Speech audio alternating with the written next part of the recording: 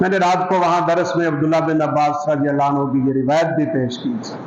وہ کہا کرتے تھے، وہ اللہ کے بندو، جس رب کے سامنے تم آرام سے گناہ کرتے ہو نا، اور تمہارا نظریہ یہ ہوتا ہے بس ٹھیک ہے کوئی مسئلہ نہیں ہے، رات کا وقت ہو، رات کا اندھیرا ہو، کالی چیونٹی ہو، کالا پتھر ہو، وہ اس کالے پتھر پہ رات کے اندھیرے میں چلنے والی چیونٹی کے ریجنے کی آواز کو سنتا بھی ہے اور چیونٹی کی ساری حرکتوں کو دیکھتا بھی ہے۔ تم چار دیواری میں چھپ کے سمجھتے ہو کوئی نہیں دیکھ رہا، یہ تو چرواہا سبق سکھا گیا تھا کہ اللہ ہر جگہ دیکھتا ہے۔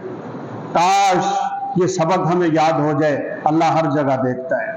علیم بذات الصدور ہے، میری زبان کے کلمے کیا، میری نظر کا دیکھنا کیا، میرے کان کا سننا کیا، میری قوت گویائی کیا، میرے ہاتھ کا پکڑنا کیا، میرے پاؤں کا چلنا کیا، وہ تو میرے دل سے اٹھنے والے ان خیالات کو بھی اچھی طرح جانتا ہے جو میرے اور آپ کے دل میں وسوسے پیدا ہوتے ہیں۔ واللہ علیم بذات الصدور، اس رب کا ڈر جب انسان کے دل میں بیٹھتا ہے تو اس کو تقویٰ کہتے ہیں۔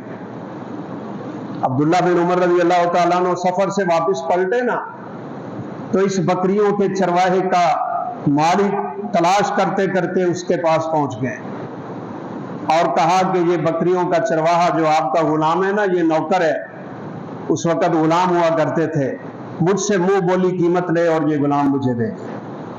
دنیا کے میں اللہ کے بندے تھوڑے ہوتے ہیں، اہل تقوی کم ہوتے ہیں، اہل توحید کم ہوتے ہیں، اہل ایمان کم ہوتے ہیں، اہل اسلام کم ہوتے ہیں، اہل اخلاص کم ہوتے ہیں، اہل خلوص کم ہوتے ہیں، وگرنہ تو دنیا لوگوں سے بھری ہوئی ہے۔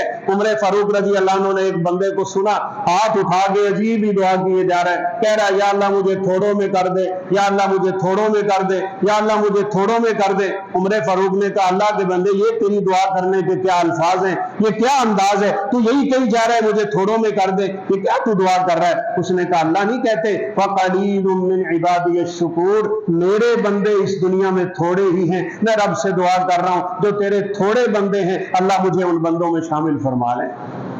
او عمر فاروق کے دل پہ چوٹ لگی، وہ بعد میں دعا ہی یوں کیا کرتے تھے عمر فاروق، یا اللہ مجھے بھی تھوڑوں میں کر، مجھے بھی تھوڑوں میں کر۔ آپ بھی دعا کریں، میں بھی دعا کرتا ہوں اللہ ہمیں ان مخلص بندوں میں شامل فرما لے۔ ابن عمر رضی اللہ تعالیٰ نے بکریاں بھی خریدی، غلام بھی خریدا، اور دونوں کو خرید کے فرمانے لگے جا میں نے تجھے اللہ کی رضا کے لیے آزاد کر دیا اور یہ ساری کی ساری بکریاں میں تجھے تحفے میں دے رہا ہوں۔ تیرے اندر جو رب کا تقویٰ دیکھا ہے نا، اہل تقویٰ کے ساتھ نیکی کرنے سے بھی اللہ جنت کے رستے آسان فرما دیا کرتا ہے۔ یہ ہے تقویٰ۔ وہ ایک واقعہ ملتا ہے، ایک تو آپ کے جمعے کا ویسے وقت بڑا کم ہے، ہم تو ہیں 1 گھنٹہ جمعے والے، لیکن بہرحال ہم پورے ٹائم پہ انشاءاللہ ختم کریں گے۔ ایک اللہ کا بندہ جا رہا ہے، بھوک سے نڈھال ہے، نہر کا کنارہ ہے، پانی کے اوپر ایک پھل تیرتا ہوا آ رہا ہے، بھوک لگی ہوئی تھی، پکڑ کے کھا لیا۔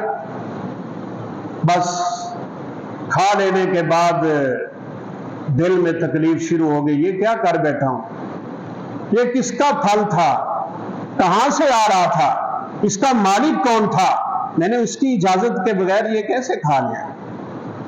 گناہ کر لینے کے بعد اگر کچھ سکون سے زندگی گزار رہا ہے نا تو وہ اپنے ایمان کی فکر کرے۔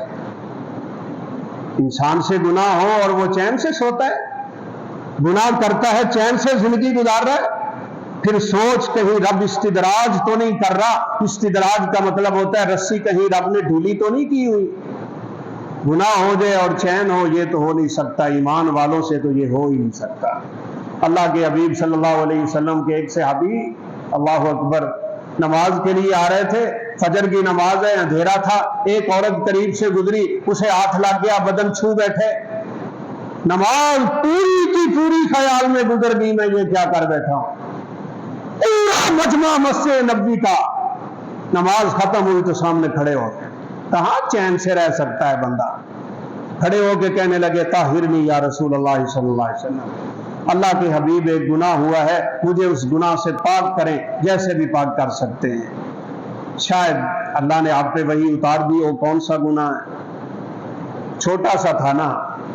آپ صلی اللہ علیہ وسلم نے خیر ان سے فرما دیا جو اسی حدیث کا دوسرا ٹکڑا ہے، آپ نے فرمایا تو نے ہمارے ساتھ نماز نہیں پڑھی؟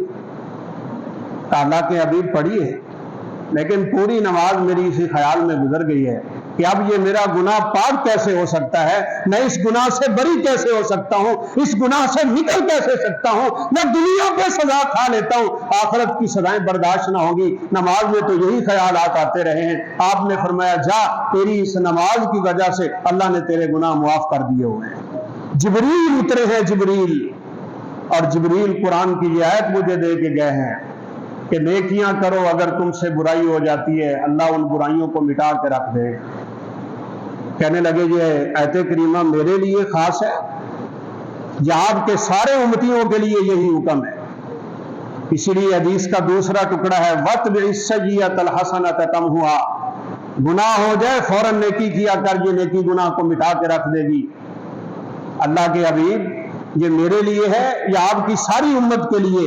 آپ صلی اللہ علیہ وسلم نے فرمایا یہ حکم میری ساری امت کے لیے ہے، میرا کوئی بھی امتی جب اس سے گناہ ہوگا اور گناہ ہوتے ہی نیکی کر لے گا، اللہ اس کے اس کیے ہوئے گناہ کو نیکی کی وجہ سے ہمیشہ کے لیے ختم کر دے گا۔ اب یہ اللہ کا بندہ سوچ سوچ کے نا جہاں سے پانی آ رہا ہے واپس چل پڑا، تلاش کرتا ہوں اس کا مالک کون ہے، اس سے معذرت کرتا ہوں، اس سے اجازت لیتا ہوں۔ کیوں جی کیا کھایا ہے؟ ایک پھل، وہ بھی پانی میں تیرتا ہوا، وہ بھی نہر کے پانی سے اٹھا کے، جس کے مالک کا پتہ نہیں ہے لیکن بے چینی اس کو بیٹھنے نہیں دے رہی۔ معذرت کے ساتھ میں نے پتہ نہیں کیا کیا کھایا ہوا ہے لوگوں کا، میں نے پتہ نہیں کیا کیا ہڑپ کیا ہوا ہے لوگوں کا، میں نے پتہ نہیں کتنے حقوق دینے ہیں لوگوں کے، میں نہ جانے کیا کچھ کر کے دنیا سے جا رہا ہوں۔ اور یاد رکھیے یہ حدیث کا تیسرا ٹکڑا ہے وَخَالِقِ النَّاسَ بِخُلُقٍ حَسَنٍ، لوگوں سے تیرا معاملہ بالکل صاف رہنا چاہیے، تیرے تعلقات خوبصورت رہنے چاہیے، تب جا کے انسان اللہ رب العزت کے پاس اس کی کامیابی اور سرخروئی سے جنت کا مہمان بن سکتا ہے، وگرنہ نہیں۔